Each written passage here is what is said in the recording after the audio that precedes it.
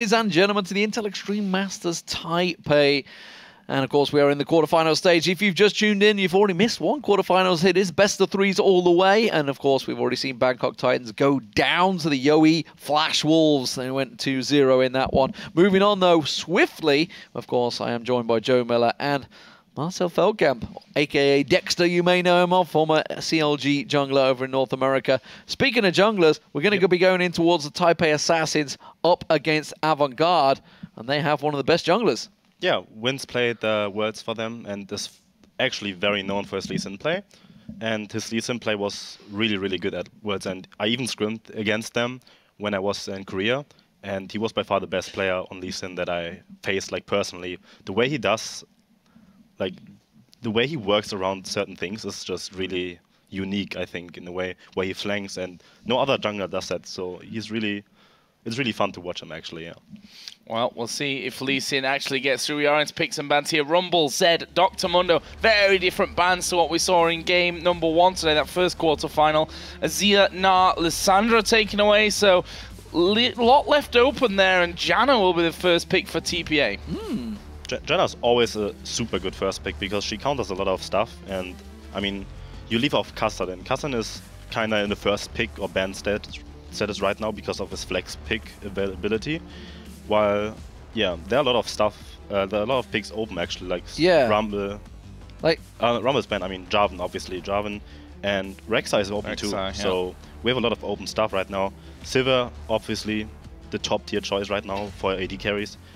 Isn't being picked, but I completely agree with here, like locking in Jarvan right now, especially when you want to go for that wombo combo potentially. Yeah, I was surprised. I mean, looking at Avantgarde, they've got kind of the standard bans you would expect, but actually Taipei Assassins were a little bit weird. I mean, the Zed ban, we just saw how great that could be for Yowie Flash Wolves, but a Mundo ban, haven't seen that one in a while, and the Rumble ban. But it did leave, of course, Kassadin, who you would expect to be in that ban pool, and Jarvan open, insta-locking them in there. And well, surprise to follow on. Are they going to go for Sivir? Sivir seems to be the big AD carrier of choice. Rek'Sai, of course, being left open, so literally anything they want for the jungle outside of Jarvan is a possibility. Victor hovered over. I'm not too sure we're going to see that one. Damn, they locked in Corki. So Corki actually saw like a lot of decrease in popularity on this patch, simply because they just nerfed his W cost from 50 to 100 mana, and it pretty much put up Sivir and Kalista actually, but Kalista is, I think, like disabled due to a bug on the passive. Sees a lot of play too right now, so what we see is usually just a very quick Sivir login to kind of like go with comps, like we saw the Rengar. Yeah. The movement speed composition is really good. But yeah, Jarvan is the only jungler that does well against Janna because he can lock them down, and even when he gets Monsood out, it's usually they're still locked in the place. That's why Jarvan is like a really good power pick, and I agree with over the Rek'Sai pick here too, because it opens up a lot more of these picks right now. And we actually see in Ezreal too, so maybe it's a flex pick, so they can still choose like top lane and mid lane as a last pick, depending on how the matchup goes.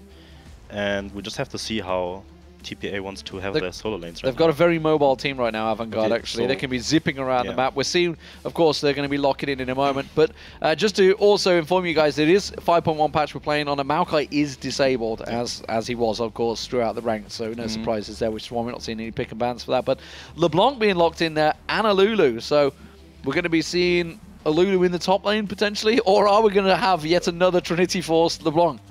I think that Kassadin is really good against both champions, I think. Like, Kassadin doesn't really have a bad matchup, and if they lock in the Irelia right now, that means Kassadin goes mid lane, and he should be fairly safe actually in mid lane. He just farms up against both. He hard counters LeBlanc in lane, and he can go 50-50 against Lulu. We just saw it last game, even when people still think that, yeah, Lulu has like auto tags and can harass Kassadin. It's still a 50-50 game, and Kassadin scales a lot harder with 2 items than anyone else in the mid lane right now, pretty much. That's why he's such a popular pick. And if they lock in that Irelia, then I'm not sure how, like, who should stop Irelia right now in the lane. She does very well against Lulu and LeBlanc together, especially when paired with the Jarvan pressure. But yeah, we have every champion locked in right now, and I'm actually gonna, like, we actually have to see how that works out. Lulu and Rek'Sai together, you can have a lot of good engages with it, with the speed up, double knock-up compositions potentially, and yeah, I'm not sure how that works out. I think Avant actually won the draft pretty hard, in my opinion, but TPA is supposedly the better team here from those two. Yeah, and this is actually, I think, maybe even a harder one to call than the last one because, you know, this is two very different regions. I mean, we obviously were looking at Southeast Asia LMS and, of course, GPL in our last game. But, you know, this one we've got a team from Australia, from the Oceanic region, up against Taipei Assassins, who, by the way, are just crushing right now. I mean, they always have to for years. They have been the #1 team in Taipei. In the league, obviously Taipei, derp. But within that league, I mean, let's face it, they were the Season 2 World Champions. They came out of the blue, completely caught us off guard. But actually, you know, we saw them at Worlds. It was pretty much the same team now. There is, they used to have, I think Morning played the mid for most of Worlds. Chowie played one game, I think, which was a Syndra match, if I recall. Chowie now is the main mid laner. Morning has moved to that top lane. So there's a couple of changes within the team, but as you said, Wins is still there. They've still got the same, actually, the new guy is Lupin. Lupin's the new guy, because Bebe has retired now, so no longer in there. So that's boom, all the world champions are out. They're actually in Hong Kong esports now, I think it is. You got Stanley and toys and everything that's gone over there, so we'll see how that works out. They're not in this tournament, though. We do have a pause on your screen. You can see, of course, Avantgarde.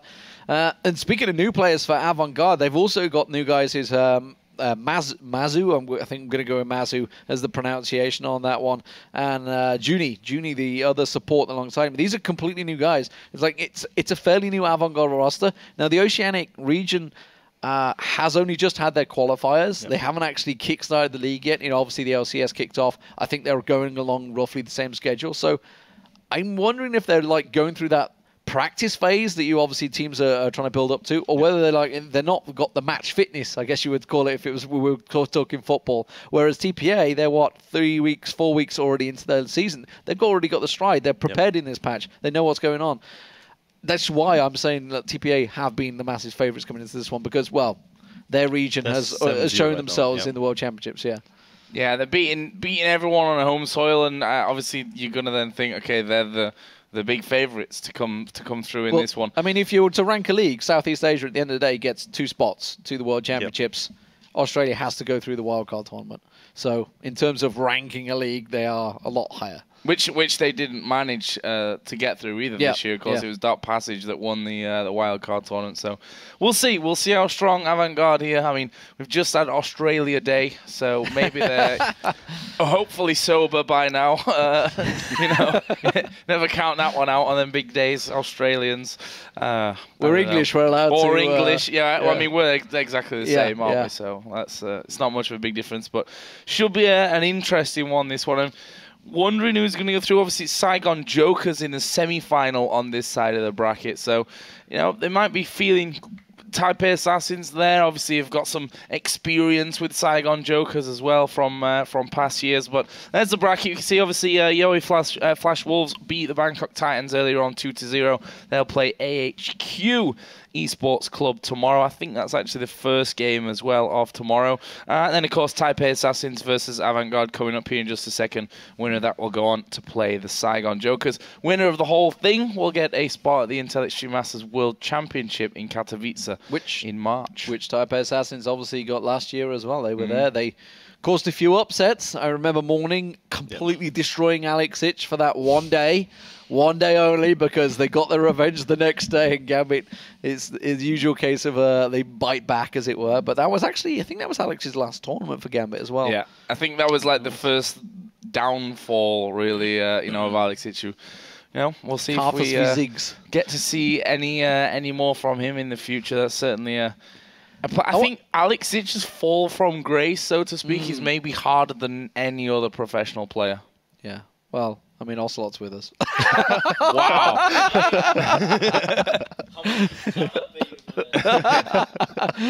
But anyway, I want to move on to something else, which is talking about the jungle. Obviously, the current state of the jungle. There's been a hell of a lot of changes in the jungle, and of course, we have Dexter with us to discuss these things. We were talking with Ocelot about Rek'Sai, obviously being a favorite, did get picked once again here. So how do we rate the jungle right now? Obviously, they've had a bunch of changes with items.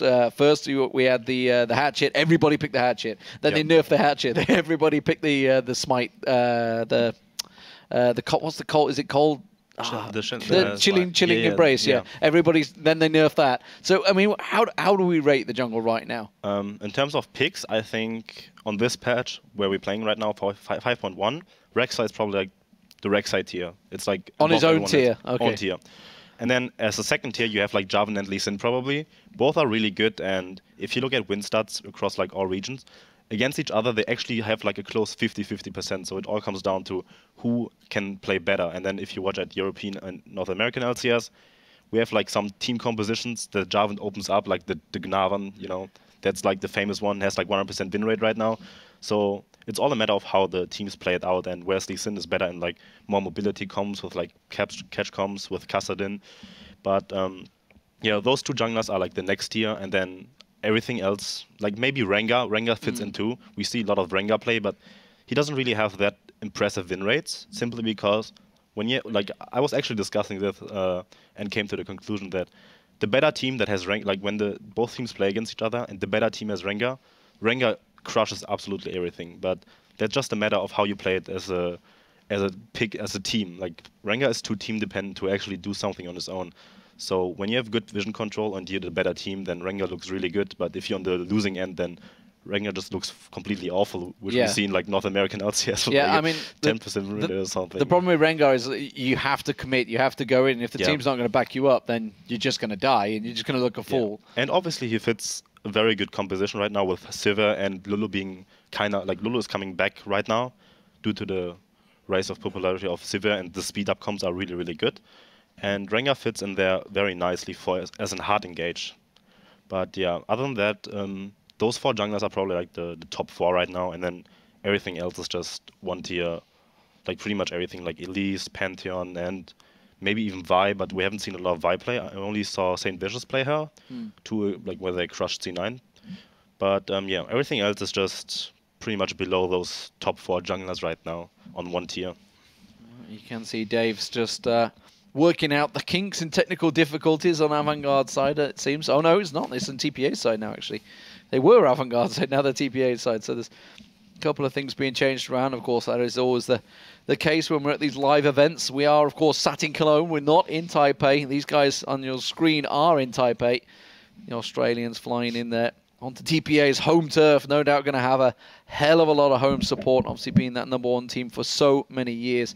It'd be the equivalent of the TSMs playing in North America and some visitors coming over to play them. Speaking of which, not doing so well in the LCS, actually. What do we make of the LCS? Obviously, we've had the first week's results. What do you make of it? Obviously, you come over from North American LCS last year. You played in the EU LCS the season before it. What do you make of the changes in the teams and obviously the new order of things? We've only got a week to read into it, but, you know, Cloud9, bottom of the league. Crazy. Never would have expected Cloud9 going 0-2. Like, to be honest, if you want to have like a safe bet, like which team does perform the best out of both leagues, out of both 20 teams, you pick Cloud9. Like Cloud9 is always dominance, and you know they will perform well. Yeah. My fantasy team is literally all of Cloud9. Well, I guess you didn't do it. I'm kind of glad you got all the players, because I was trying to get sneaky and then he's picked it, and I was like, okay, I'll get balls in the top lane. No, pick balls. And I was like, okay, probably get Meteos maybe. No, he managed to pick them up as well. So yeah, I think the teams that really impressed in week 1, the 3 teams out of both leagues are SK Gaming, Fnatic, and Team Liquid. Team Liquid actually playing with a sub 2 and performing really well. Well, I mean, it was the top point scorer, wasn't he? It was crazy, Keith. He did a lot. Like he overperformed for a sub for sure. And general, Team Liquid has like the most solid team play right now, I think, in North America. Whereas in SK game, like in Europe, I think SK is like the best team right now. Probably just looking at this, how they like match up individually, and they obviously got like super good upgrades from like for Forgiven, for Candy Panda, and Fox for Jesus. So SK is doing like super good, and the new Fnatic team, no one expected them to do that well, but yeah, a lot of that has to be contributed to Yellowstar though. Like Yellowstar is probably like by far the best support in Europe right now, and he did a lot in those games where he carried the complete early game completely carried by him, and Reignover actually doing a really good job too. But yeah, I'm excited how it turns out, because people have been rumoring, Fnatic has a very one-dimensional style and are easy to figure out. but we just have to see how it progresses. And we're actually back in the game, I think. Awesome to hear Rainover's English as well. I was like, Yeah. oh, I don't know how this one's going to turn out. I was like, oh, wow, he speaks better English than me. That's, but pretty impressive stuff. But either way, guys, we are live here in our second quarter final game from the Intel Extreme Masters in Taipei. It is, of course, the Taipei Assassins on home soil up against Avant-Garde from Australia. Some funky music to go with it as well. Where's the music from? It's very dramatic either way. We're building up to Taipei Assassins. Let's give you a quick roster rundown through these teams, of course. For the Taipei Assassins, it is Morning now in the top lane, although he's still playing Lulu. Maybe thinks he's in that mid still. Wins the jungler on Rek'Sai. Chowie on LeBlanc in the mid lane. We think we're going to see a very different LeBlanc this time around from the last matchup. Well, we're going to see an invade as well. Lupin on Corki and Jay on Gianna. Very uncharacteristic that they just invade like this on red side. They're probably looking for lane swap maybe potentially with that deep wards. But we just have to... They're actually mirroring the moves right now, and we get to see deep ward from the blue side as well. So yeah, I can see a potential lane swap coming in here that are usually the signs of deep wards. On both sides of that one. Quick rundown for Avant-Garde here. Of course, Porky in the top lane on Irelia. Chelby in the jungle on Jarvan and fourth. Kenster on Kassadin, and of course Mazui. Mazui is what we're going for. I think we're going Mazui. Mazui, hopefully. On Ezreal and Junny on Thresh. So, what are we going to see here from those early stages? Porky actually will be recalling over a ward, so full vision offered up there to Avant-Garde. To TPA. We'll spot him going there, and Porky will in fact be going towards that top lane. But, of course, we do have the duo on the bottom side from both teams. So it looks like actually lanes are going to come in at standard. Well, yeah, blue side has the advantage because they got the experience from the double golems, whereas Avant's bot lane helped out their jungler, which is not something we see usually because those early level 2 games in the bot lane are just lane dependent. Like in some matchups you need the level 2 to actually do something, and you see how aggressive he just goes in already. Do you think Mazui picked Ezreal just so he could play the TPA skin against TPA? It's just like, I'm going to do it. I can get it. I wonder if I can never remember his name. Chelby's the new jungler we wasn't expecting. I wonder if he's picked the Fnatic Jarvan skin as well and see if they're going for all the world champions in there. No, he hasn't. That's just boring. No. Anyway, how do we make out these lanes? What are we expecting? And actually, going back to your point, talking about the jungle, Dexter. Yep. How do you feel about these buddy systems that became about? That your top laner used to just basically follow you around the jungle for like the first 3 minutes of the game. I mean, I as a jungler obviously hate it because why would the top lane just steal my farm and experience? But it's necessary because usually good teams, where like you saw how good a team is by how far ahead the top laner is to the opposite. That's how you could see how good the team plays together. But yeah, we don't really have a lane swap here, so.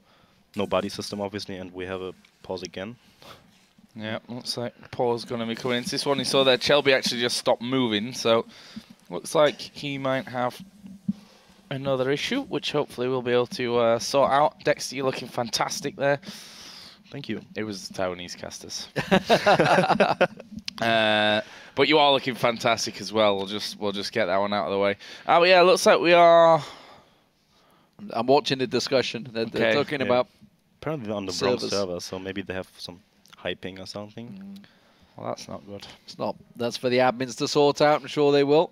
Maybe they've created the wrong thing. We just had the same... No, we're in the same server. We just played the last match and they never had a problem. So yeah. Clearly something being sorted out. You can see the admins discussing it right now. The Aussies are like, it's fine, because they're used to playing in the Oceanic region. They're like, this is great. When you auto-attack and 3 seconds later the projectile is spotted on screen, like that's when you know you're playing from Australia before they actually got themselves a server. But yeah, we should be hopefully getting this one back underway in just a few moments' time. And if you didn't know, actually the Taipei Game Show, which is where we're running Intel Extreme Masters, thought I was going to get to go this year, but, Carmack scuppered my plans once again. And here we are at, what time is it? It's got to be about 6:30? 7, 7:15 oh, in the morning. Oh, my word. Wow, okay. Yeah. We were saying before the show started for Ocelot and Dexter that are actually in a hotel here. It works out kind of nice because they can go home, have breakfast in the hotel, and then actually go to sleep. Yeah. The problem for me is I got road work going on outside my house. Well, yeah. Late nights, basically. I know some of you are going to be skipping school, which you should never do. Or work. But do it. Or work, anyway. yeah. Yeah, so anyway, it looks like we're going to be getting back underway here. So the match is restarted. So it is Taipei Assassins versus Avant-Garde. If you've just joined us, this is game 1 about to get underway, and here we go back into the game. So, of course, you can see the pictures.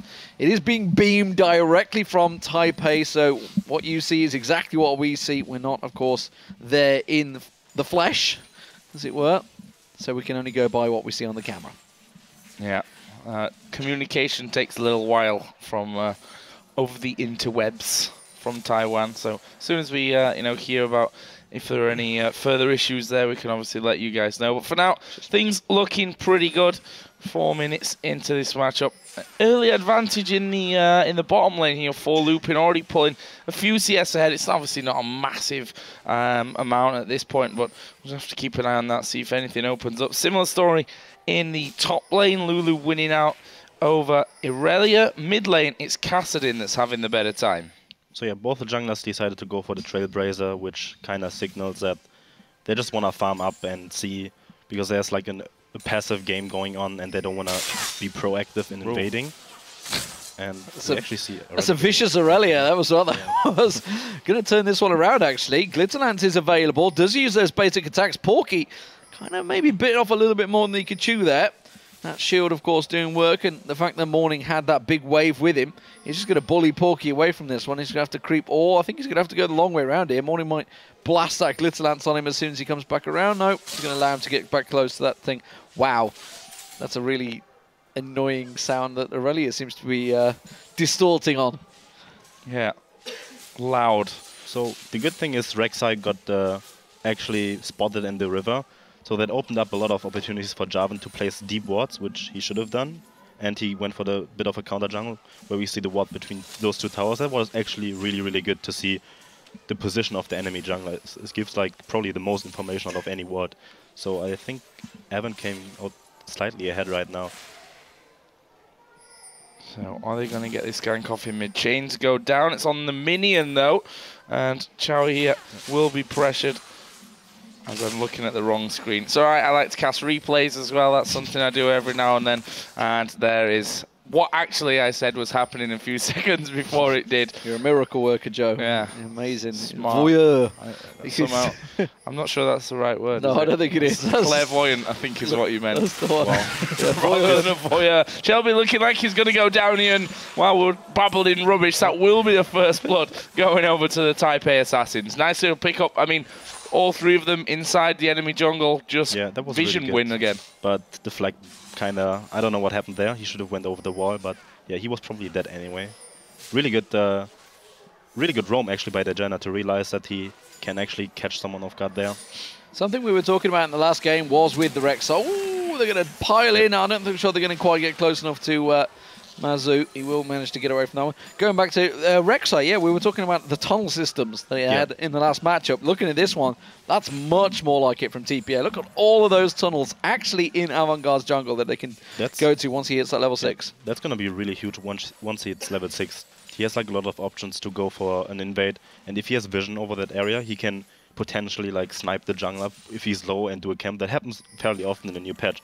Whereas a jungler, you do a camp and you're like 20%, and if you're spotted on the ward and that Rek'Sai actually ultimates, then you're pretty much dead. But this also opens up the opportunity to just dive bot lane with like 4 men with the LeBlanc roam. But yeah, usually you just see very defensive tunnels because you need to set up the tunnels. It's like the most important thing pre-6 to actually set up tunnels so you can aid all 3 lanes at once. That's like the trick with Rek'Sai. You want to have tunnels over like spread across the whole map so you have like a wider area to actually like focus on when you have fluid 6. And the thing is, it obviously slows down the enemy jungler because they have to spend those seconds to stand on the tunnels trying to get rid of it, but it's slowing them down. It's 5 gold though, yeah.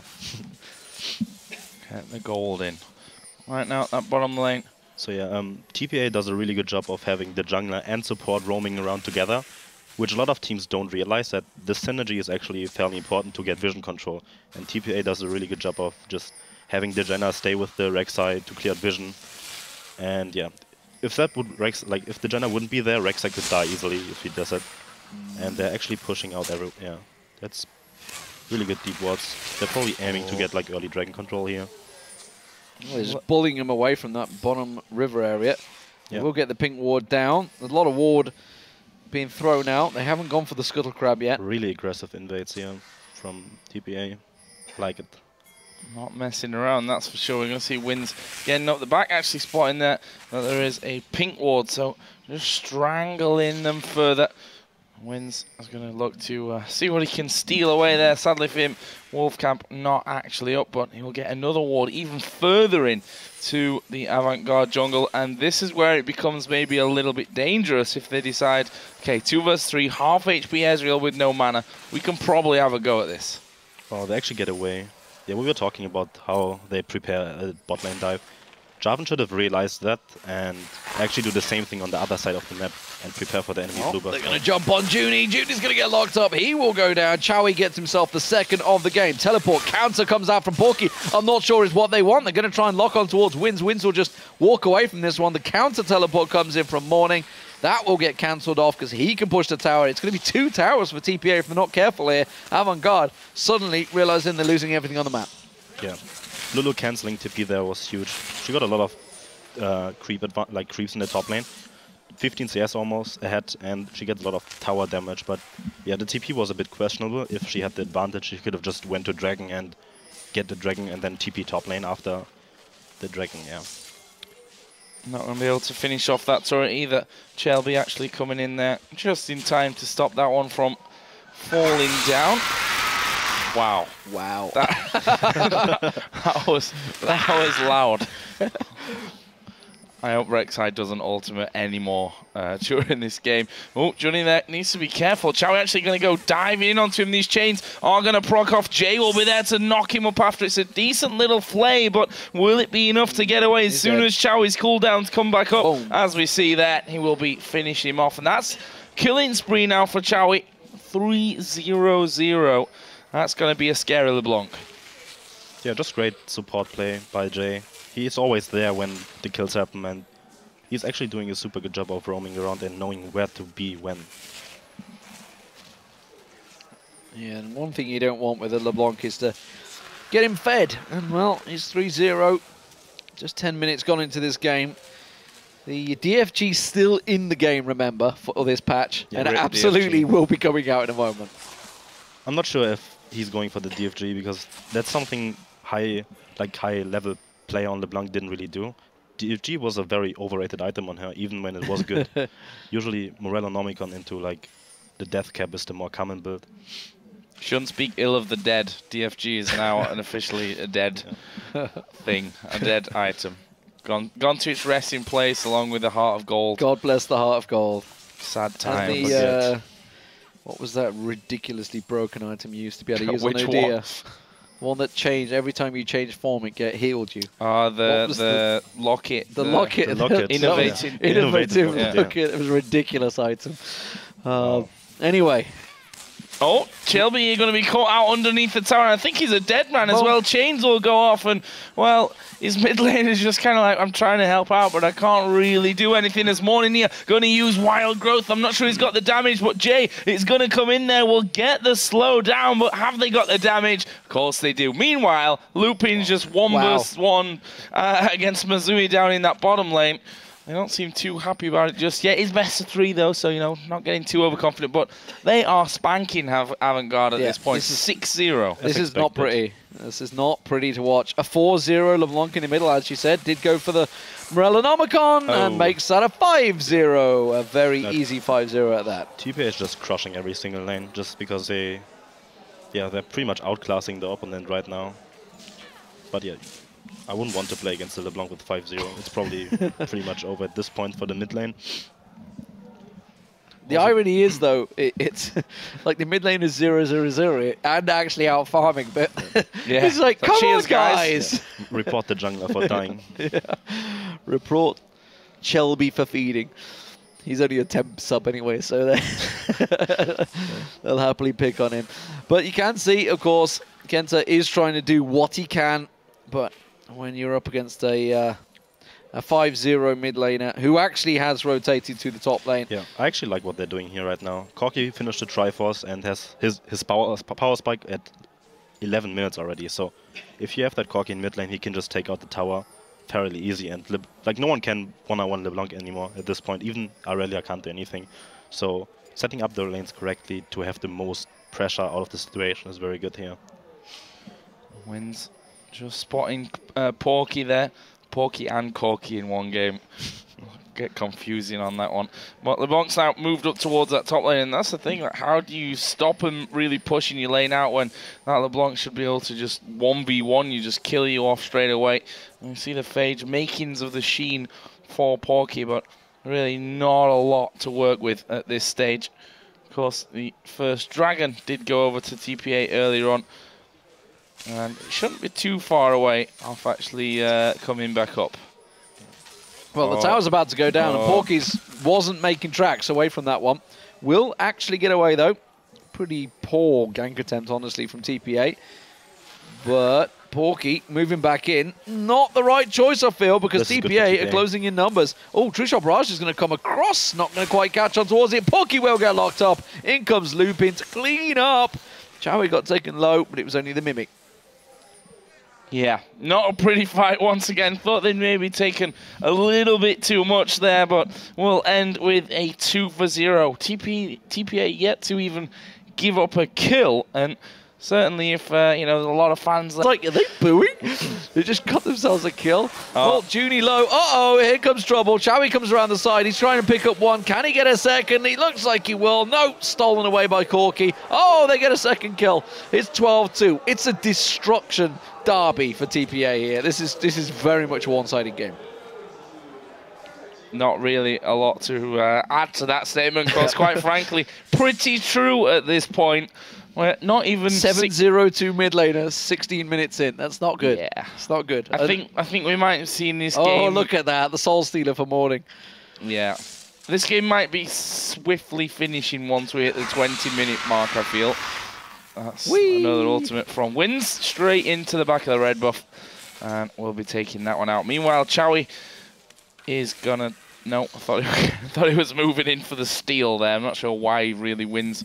Would need any help at that point, but you can see there for TPA, a lot of wards picked up on that last back. They're going to try and completely strangle out this map. Let's just compare like the sheer differences. Aurelia yet to complete the Triforce, while his counterpart Morning has the Morello Icon, has the Soul Stealer, has the Boots of Lucidity. He's just miles behind, absolutely miles behind, and it's the same across all the lanes. There's just such a huge difference. Trinity Force still not completed by Mazui, while the counterpart Lupin, he's already got the Triforce and he's got a BF sword on there. There's just massive difference. They can't counter for this Dragon. This is going to be a simple pickup for TPA. And really for Avantgarde, it's a case of what the hell do we do next game, because this one is over. Just talk about the next game. Don't think about this game. Just play it out for like 3 more minutes and then press the surrender button pretty much. Well, we'll see if they do. At the moment, I'm seeing Kassadin off on the right-hand side of the screen that Lupin is looking to collapse in towards. Or is he actually going to try and gank him? No, it's not. He's sticking in the bush. He may go for it.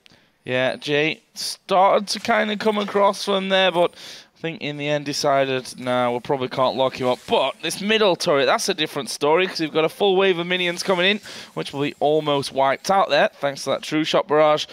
And, well, they managed to keep the turret alive, but it's a case of for how long, really. That one already taken masses of damage, and they'll wait for just one more minion wave to come around.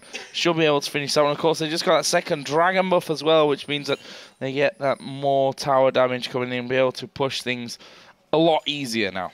That turret's down, I think, in the next couple of seconds, because that wave now has started to move in. They've held on to that bottom lane, but they sent 3 people pretty much down to that one. End up losing now that mid lane turret, and they need to be careful that they don't get collapsed on in their own jungle.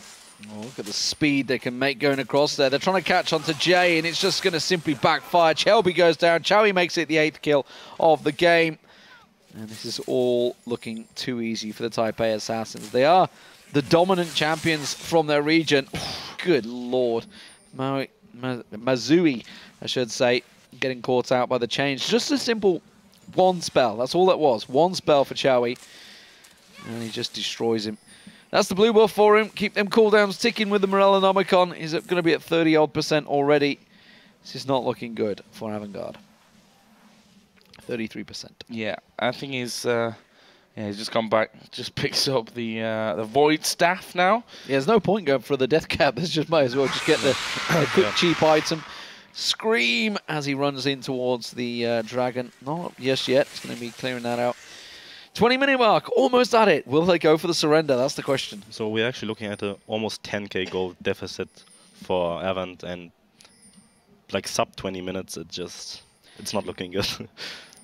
No, that's possibly an understatement at this point. This is one of those games that if it was a scrim between teams, you'd just be like, sorry, we're not on it. Can we start again? Start again. Yeah. Oh, not in Korea though. Chowie almost getting caught out there, and actually you see him flashing, doesn't want to get shut down, and why not? He's 8-0-2 at this point.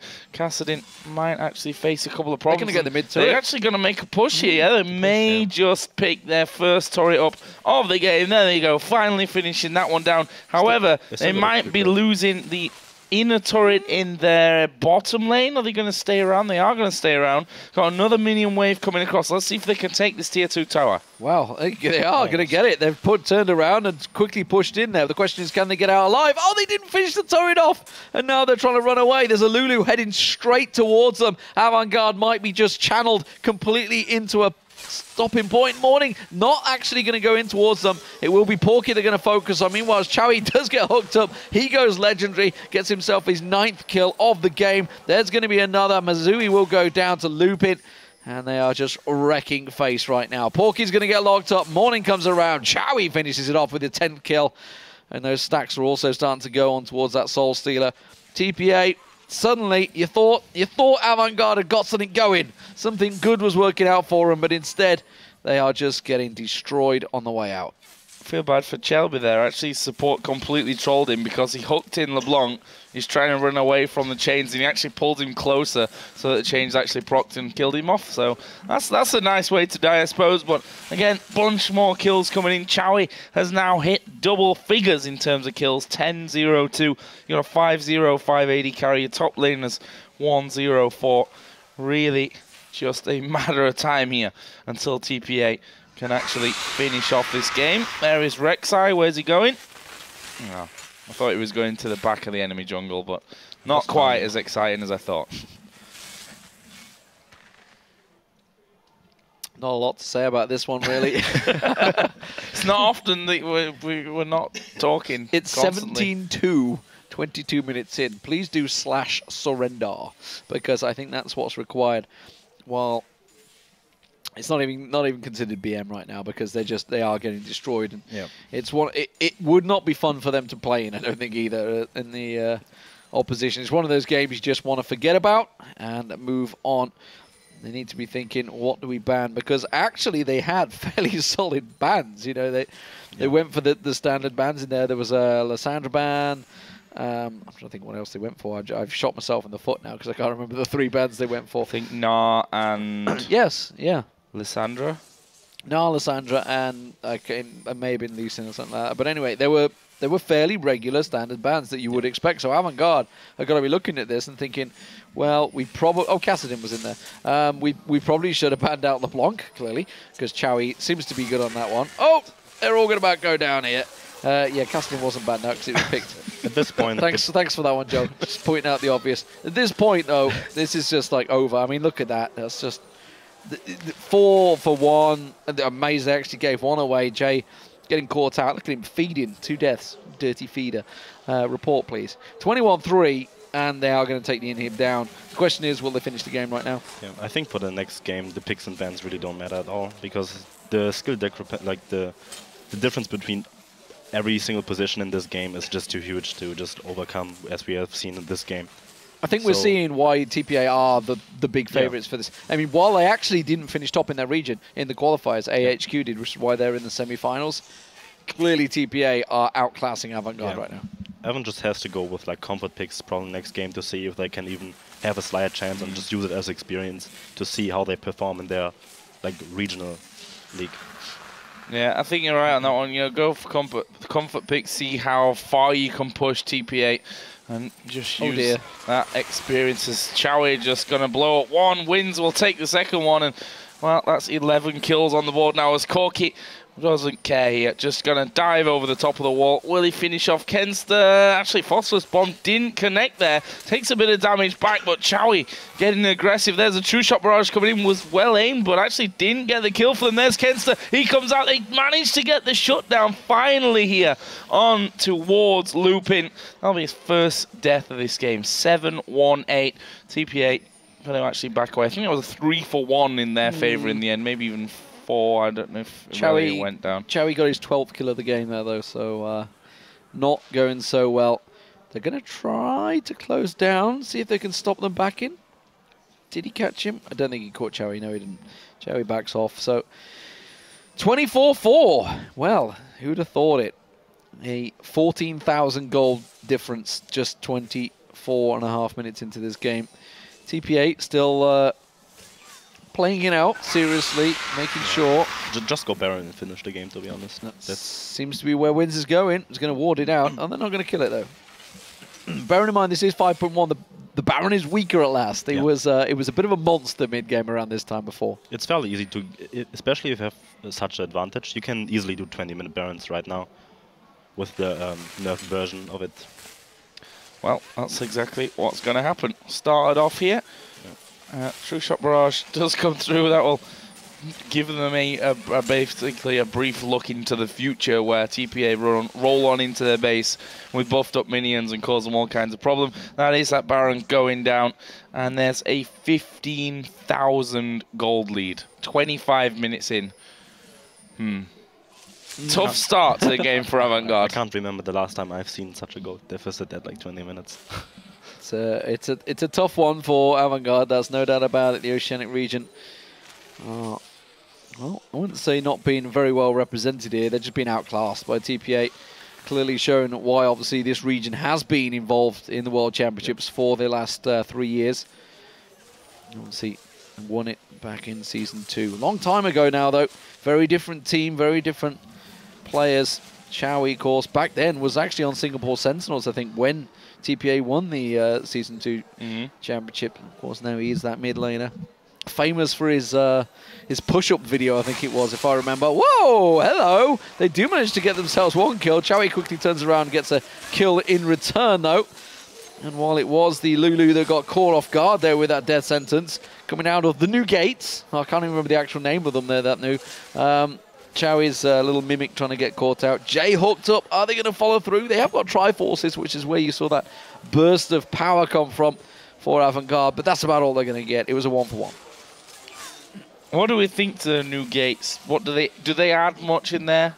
They're really good if the match is more even and you have a siege going on.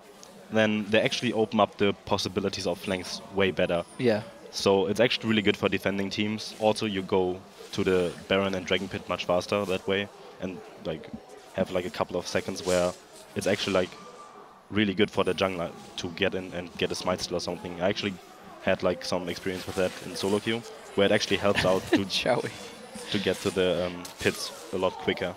Oh, Chowie got away. Got himself the 14th kill of the game. Continues to... Oh, cooldowns are back. Careful, he might go for another one. He's going to come around the side in a minute. See if he can pick up anything more. Uh-oh, that's not good. Porky's going down. Corky's actually starting to rack up some serious kills now. He's 9-1-9. So yeah, that should be the finishing push probably of the game. You'd think so. Yeah, minions coming in there with them as well. I'm sure they're going to go hunting for another couple of kills right at the end here, but we are going to see that first Nexus turret going down. There is Wins trying to get on towards Misui. Chowie will look for some more. In the end, he gets himself one more as well to put him up to 15-0-7. We also see Lupin hit 10, and that will be Taipei Assassins, picking up game number 1 here in more than convincing fashion, I think it's safe to say. 28-minute game. 30-5 in kills, 20,000, give or take a couple of thousand gold by the end of it. That stomp. Yeah, I mean, that's what the word stomp was invented for, I'm afraid. I think it actually took them longer to set up than actually to play that game out, because they were in dominant form, and as you said, Dexter, you know, they won out every single lane. That was the problem there. Once you start losing every single lane, even the jungle getting full control, I think they were very happy with their picks, no doubt about it. You know, Chowie seemingly showing them how it's done in that mid lane. But it wasn't just the mid lane. Obviously, the AD carry was doing a great job. The jungler was doing a great job. They just had good ward coverage and just dominated. There's not much to say. Just completely outclassed on every single position. And yeah, picks don't matter at that point. Like, even going into the next game, I don't think the picks matter that much, because if you're that much better than the opponent, then you can just pick whatever you want and yeah, pretty much just stomp the game like we saw here. Time for a little bit of cheese, I feel, from Avantgarde. I think they're going to have to pull out something very special here. We are going to go to a break, though, ladies and gentlemen. It is the Intel Extreme Masters Taipei. It is the qualifiers, the quarterfinals, I should say, not the qualifiers, the quarterfinals. TPA are 1-0 up. Will they make it 2? We'll find out in just a few moments.